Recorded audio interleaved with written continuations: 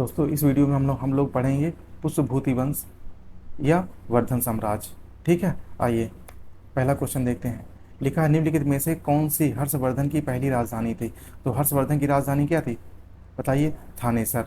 ठीक है, ये आपका इंपॉर्टेंट है कि हर्षवर्धन जो हमारा साम्राज्य था या पुष्पभूति वंश था उसकी राजधानी क्या थी? उसकी राजधानी थी थानेसर।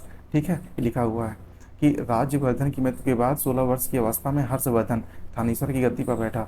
हर्षवर्धन ने शशांक को पराजित कर कन्नौज पर अधिकार कर लिया और अब से अपनी राजधानी बनाया। ठीक, देखिए तो इसमें क्या इंपॉर्टेंट है, जो हमारे हर्षवर्धन की राजधानी थी वो थी थानेश्वर। आइए देखिए नेक्स्ट क्वेश्चन कह रहा है हर्षवर्धन के शासनकाल के दौरान निम्नलिखित में से कौन सी नई राजधानी थी जो थानेश्वर में से स्थापित की गई थी। तो थानेसर से बताइए कौन सी राजधानी स्थापित की गई थी। तो कन्नौज। ठीक है, कन्नौज। यहाँ पे भी लिखा हुआ है आपको कि हर्षवर्धन ने शशांक को पराजित कर कन्नौज पर अधिकार कर लिया। ठीक है, तो यहाँ भी लिखा हुआ है ऊपर आपका कि जो है कन्नौज किस पर अधिकार करके अपनी राजधानी बनाई थी थानेसर को, तो कन्नौज पर। ठीक है, तो क्या हो जाएगा? कन्नौज हो जाएगा। तो आपका ये भी इंपॉर्टेंट है, ऊपर लिखा हुआ है आपका ये। क्वेश्चन नंबर 135 आइए। लिखा हुआ हर्षवर्धन ने 5 इंडीज को अपने नियंत्रण में लिया। 5 इंडीज का क्या अर्थ है? 5 इंडीज का, ये आपका टफ क्वेश्चन है, टफ है क्वेश्चन ये। ठीक है, ये जल्दी एग्जाम में आपसे बनेगा नहीं, क्योंकि ये बुक्स में जो है इसकी जो है चर्चा कम की गई है। देखिए देखते हैं कि 5 इंडीज का मतलब क्या था। हर्षवर्धन पुष्पभूति वंश, हर्षवर्धन कौन था बताइए? पुष्पभूति वंश का महान राजा था। ठीक है, और हेन सांग के अनुसार हर्ष ने 5 राज्यों पंजाब, कन्नौज, बंगाल, बिहार और उड़ीसा तो बताइए तक अधिकार किया। कहाँ कहाँ? पंजाब, कन्नौज, बंगाल, बिहार, उड़ीसा। पंजाब, कन्नौज, बिहार, बंगाल, उड़ीसा। तो ऑप्शन क्या हो जाएगा हमारा? बी हो जाएगा। ये टफ क्वेश्चन है। ठीक है, इसको आप चाहें तो स्किप भी कर सकते हैं, जल्दी ये आपको याद रहेगा नहीं 5 राज्य। ठीक, आइए कह रहा हुआ है स्थल जहाँ हर्षवर्धन ने बौद्ध महासम्मेलन का आयोजन किया था। तो हर्षवर्धन ने बौद्ध महासम्मेलन का आयोजन कहाँ किया था बताइए? प्रयागराज में किया था। ठीक है, प्रयागराज वह स्थल है जहाँ हर्षवर्धन ने बौद्ध महासम्मेलन का आयोजन किया था। ठीक, देखिए अब नेक्स्ट क्वेश्चन कह रहा है कन्नौज से पूर्व हर्षवर्धन कहाँ का शासक था बताइए? हर्षवर्धन की राजधानी कहाँ थी? थानेश्वर। तो थानेश्वर का ही शासक रहा होगा। ठीक है, आइए लिखा है भारतीय सम्राट हर्ष की जीवनी हर्षचरित। ठीक है, किसने लिखी थी हर्षचरित? हर्षचरित के लेखक कौन थे? बहुत इंपॉर्टेंट है, 3 स्टार क्वेश्चन है। हर्षचरित के लेखक कौन है हमारे? बाणभट्ट। ठीक, आइए देखिए कह रहा है हर्षवर्धन हर्ष पुष्पभूति वंश का सर्वाधिक प्रतापित राजा था। उसके दरबार में कादम्बरी और हर्षचरित। तो हर्षवर्धन के दरबार में कौन कौन रहते थे? कादम्बरी और हर्षचरित। ठीक है रहते थे। ठीक है, और हर्षचरित की रचयिता कौन है आपके? बाणभट्ट। ठीक, आइए देखते हैं नेक्स्ट क्वेश्चन। एक ये भी इंपॉर्टेंट है कि सी युकी की रचयिता कौन है? हेनसांग। हेनसांग ने किसकी रचना की थी? सी युकी। देखिए सी युकी की रचयिता कौन है? हेनसांग। और हर्षचरित की रचयिता कौन है? हर्षचरित की रचयिता बाणभट्ट। तो 2 चीज़ें हमारे यहाँ से इंपॉर्टेंट है। नेक्स्ट क्वेश्चन देखिए कह रहा था राजा शशांक जिनके विरुद्ध हर्षवर्धन ने युद्ध की घोषणा की थी। ठीक है, तो वह कहाँ के शासक थे? राजा शशांक। राजा शशांक आपके शासक थे गौड़ राज्य के। ये भी टफ क्वेश्चन है आपका। ठीक है, जो राजा शशांक थे, राजा शशांक जिनके विरुद्ध हर्षवर्धन ने युद्ध की घोषणा की थी, तो वह कहाँ के शासक थे? राजा शशांक जो है बंगाल में हिंदू राजा थे। ठीक है, जो जिन्होंने गौड़ राजवंश की स्थापना की थी। ठीक, आइए नेक्स्ट क्वेश्चन देखिए 140। 140 लिखा हुआ है कि बाणभट्ट ने किस राजा की जीवनी लिखी थी? हर्षवर्धन की। आपको नीचे बताया है बाणभट्ट।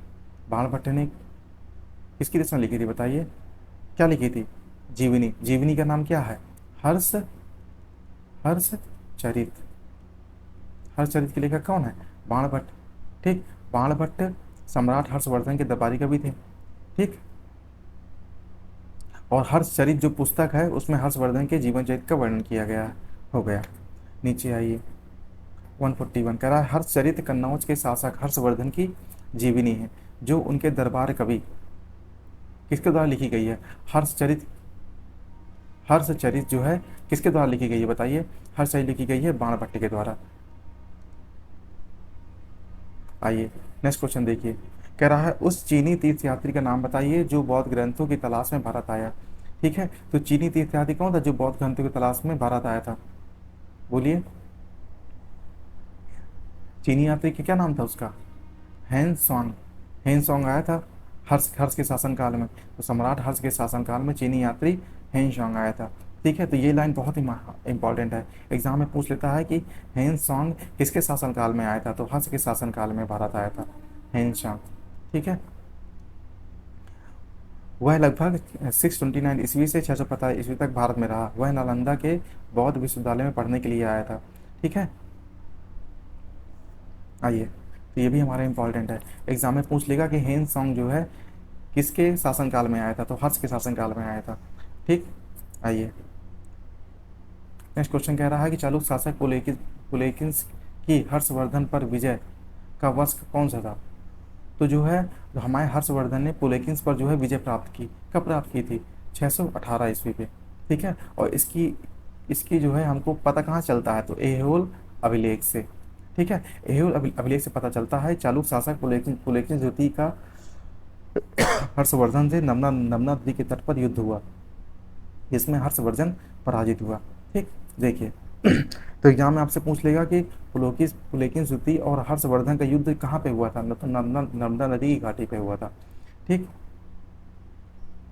आइए और पढ़ लेते हैं। करा सैकड़ों राजाओं को जीतने के बाद इसने परमेश्वर की उपाधि धारण की थी। किसने धारण की थी, पुलकेशिन द्वितीय ने। ऐहोल अभिलेख एक प्रसिद्ध के रूप में तथा इसकी भाषा संस्कृत है। ठीक, इसकी रचना रविकीर्त ने की थी। तो ऐहोल अभिलेख, ऐहोल अभिलेख को जो किसने रचना की थी, रविकीर्त ने की थी। ठीक है, यह लिखा है कि जो हमारा पुलेकिंस प्रथम है, ठीक है, तो वह किसका शासक था, चालुक्य वंश के वतापी या बदामी चालुक्य वंश का संस्थापक था। ठीक है, ये ज़्यादा इंपॉर्टेंट नहीं है। आइए नेक्स्ट क्वेश्चन देखिए, लिखा है कि राजा हर्षवर्धन ने अपने भाई की मृत्यु के बाद थानेश्वर और कन्नौज के सिंहासन पर प्रभुत्व स्थापित किया। ठीक है, तो राजा हर्षवर्धन ने किसके बाद जो है, राजा राजवर्धन के बाद, हर्षवर्धन ने किसके बाद जो है कन्नौज में अपना प्रभुत्व स्थापित किया था, तो राज्यवर्धन के बाद। लिखा है राजा हर्षवर्धन अपने पिता प्रभाकर वर्धन की मृत्यु के बाद हर्षवर्धन के बड़ा भाई राजवर्धन राजा हुआ, परंतु मालवा नरेश, देवगुप्त और गौड़ शासक शशांक की दुर्भत्सी के कारण वह मारा गया। ठीक है, जब ये मर गया आपका राजवर्धन, तो कौन बैठा, हर्षवर्धन बैठा। ठीक है, नेक्स्ट क्वेश्चन आइए। नेक्स्ट क्वेश्चन कह रहा है किसके शासनकाल में चीनी यात्री हेन सॉन्ग। देखिए मैंने आपको बताया था ना कि हेन सॉन्ग भारत किसके किसके शासनकाल में आया, तो हेन सॉन्ग आपका ये 5 स्टार क्वेश्चन है, इसको जरूर याद कर लीजिएगा कि हेन सॉन्ग किसके शासनकाल में भारत आया था, तो हेन सॉन्ग जो है हर्षवर्धन के शासनकाल में भारत आया था। ठीक है, वह 16 वर्षों तक बिहार के नालंदा विश्वविद्यालय में शिक्षा ग्रहण की उसने। ठीक है, इसके बाद हेन सॉन्ग की जो भ्रमण वृत्तांत है, मतलब जो उसका नाम क्या है, सी यू की, तो आपका क्या है, तो हेन सॉन्ग का जो भ्रमण वृत्तांत है उसका नाम सी यू की नाम से प्रसिद्ध है। ठीक, आइए दोस्तों नेक्स्ट लेक्चर में हम लोग पढ़ेंगे दक्षिण भारतीय राजवंश। ठीक है, दक्षिण भारत के अंदर कौन कौन से राजवंश आते हैं, चोल, चालुक्य, पल्लव, राष्ट्रकूट और संगम वंश। देखिए दक्षिण भारत मतलब आपका, ये आपका इंडिया हो गया। ठीक है, तो दक्षिण भारत का हिस्सा कौन सा होगा, ये है आपका साउथ इंडिया, ये हिस्सा। ठीक है, दक्षिण भारत,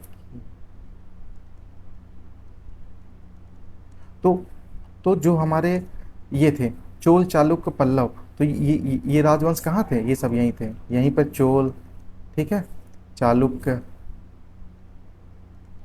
पल्लव, ठीक है, अन्य राजा यहीं पे शासन करते थे। तो अब हम पढ़ेंगे दक्षिण भारत, मतलब जो इंडिया के नीचे का पोर्शन है, जैसे तमिलनाडु, कर्नाटक, केरल, इस जगह पे जो राजा राज करते थे। ठीक है, थैंक्स।